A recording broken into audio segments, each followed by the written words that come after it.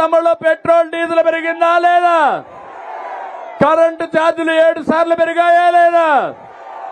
తమ్ముళ్ళు, మా తమ్ముళ్ళు దాగే లిక్కర్ క్వార్టర్ బాటలు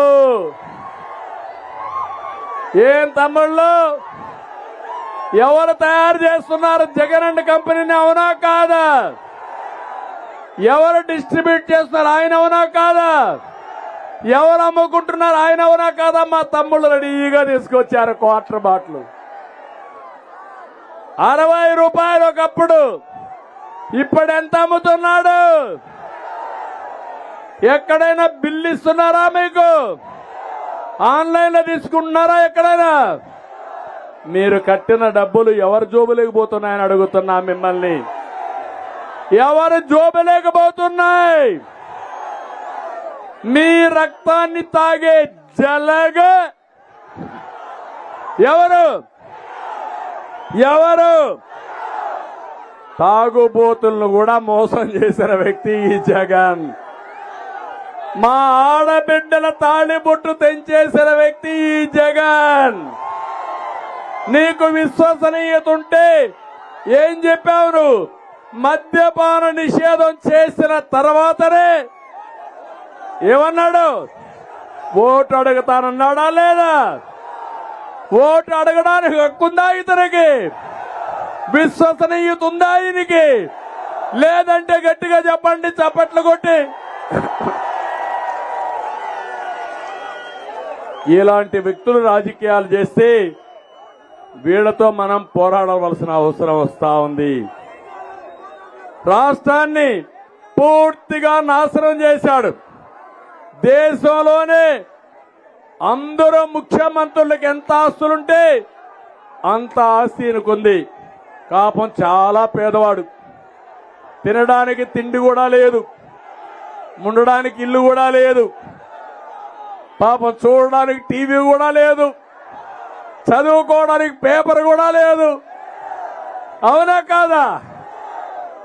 సాక్షి దేవుడయ్యా, ఎవరిది సాక్షి? నీదా? మా తమ్ముడు అంటున్నాడు జగన్ నాది కాదంటున్నాడు. ఆ సాక్షి నాది అని మా తమ్ముడు అంటున్నాడు. సాక్షి పేపర్ కూడా నీదే కదా? కడపలో ఉండే ప్యాలెస్ కూడా నీదే కదా? హైదరాబాద్ లో ఉండే ప్యాలెస్ మీది కదా? బెంగళూరులో ఉండే ప్యాలెస్ మీది కదా? అంతే కదా తమ్ముళ్ళు? పాపం పేదవాడు. ఒక చెప్పిద్దాం, ఆ చెప్పెత్తుకొని ఊరూరికి పోయి అడుక్కుంటాడు. మనం ఎన్ని తీసుకున్నాం ఆస్తుల్ని. అవునా కాదా? అబద్ధాలు కోరు, కబద్దార్, జాగ్రత్తగా ఉండు. నువ్వు పేదవాడు కాదు, ఈ పేదవాళ్ళ రక్తం దాగే జలగవి. ఆ జలగ పేదవాళ్ళ గురించి మాట్లాడే అర్హత లేదు, లేదు, లేదు. తెలంగాణకి, ఆంధ్రప్రదేశ్కి తలసరి ఆదాయం చూస్తే బాగా వ్యత్యాసం పెరిగే పరిస్థితి వచ్చింది. ఆ రోజు హైదరాబాద్ అని నేనే. ఏం తమ్ముళ్ళు, హైదరాబాద్ ఎవరు ఫౌండేషన్ వేశారు? ఎవరు? ఎవరు? నేను ఒప్పుకుంటారా? కడకు నిన్నొచ్చిన రేవంత్ రెడ్డి కూడా ఒప్పుకోవాల్సిందే. ఎవరైనా బుకాయిస్తే అది బుకాయింపు తప్ప ఆ పేటెంట్ హక్కు నా దగ్గర నుంచి ఎవడో లాగేసుకోలేడు. హైదరాబాద్ లో దారి నుండే ఒక వ్యక్తి ఎవరు ఈ హైటెక్ సిటీ కట్టాడంటే, ఎవరు ఈ అవుటర్ రింగ్ రోడ్ వేశాడంటే, ఎవరు ఈ ఎయిర్పోర్ట్ కట్టారంటే ఎవరు పేరు చెప్తారు? అది మన పేటెంట్ హక్కు. దానికి మిన్నగా చేయాలనుకున్నాను నేను. ఇక్కడ 2029కి అమరావతి పూర్తి చేసి, పోలవరం పూర్తి చేసి, నదుల అనుసంధానం చేసి, ప్రతి ఒక్క ఎకరాకు నీళ్లు ఇచ్చి, పరిశ్రమలు తెచ్చి, మా తమ్ముళ్ళు ఎక్కడికి పోకుండా మీ ఊర్లో కూర్చొని ఉద్యోగాలు ఇవ్వాలని నేను కలలుగన్నా. మోసపోయారు. ముద్దులకు ఒక ఛాన్స్ కి అదే మరిగి ఎక్కడ బుగ్గలు దిమిరితే మై మరిచిపోయి ఇప్పుడు గుద్దులే గుద్దులు పిడి గుద్దులు. ఇప్పుడు అవునా కాదా? అందరి పని అయిపోయింది. అయిపోయిందా లేదా? నాలాంటి వాడికి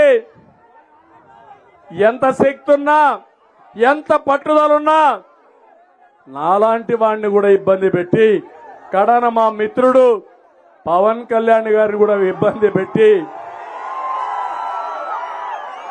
ఎక్కడికక్కడ తెలుగుదేశం పార్టీలో జనసేన పార్టీలో కోవర్ట్లు పెట్టుకొని ఆ కోవర్ట్ల ద్వారా రాజకీయం చేసి మమ్మల్ని బలహీనం చేయాలనుకుంటున్నావు జగన్. నీ వల్ల కాదు. మా ఇద్దరి ఆలోచన ఒకటే,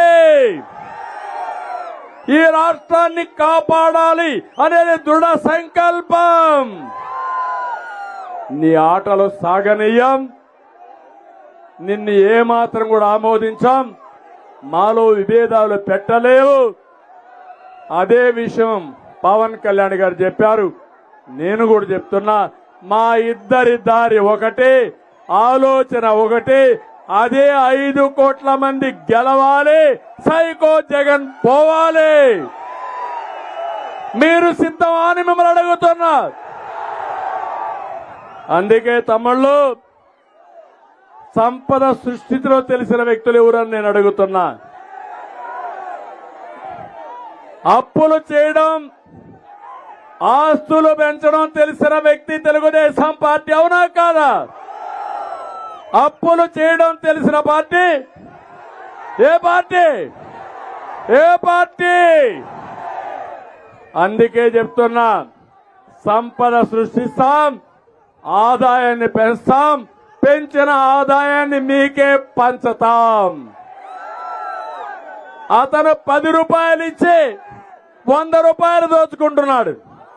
నేను 15 రూపాయలు ఇచ్చి 15 రూపాయలతో 100 రూపాయలు సంపాదించే మార్గం, అక్కడి నుంచి 1000 రూపాయలు సంపాదించే మార్గం, దాన్ని 10,000 చేసే మార్గం నేను చూపిస్తానని మీ అందరికీ హామీ ఇస్తున్నా.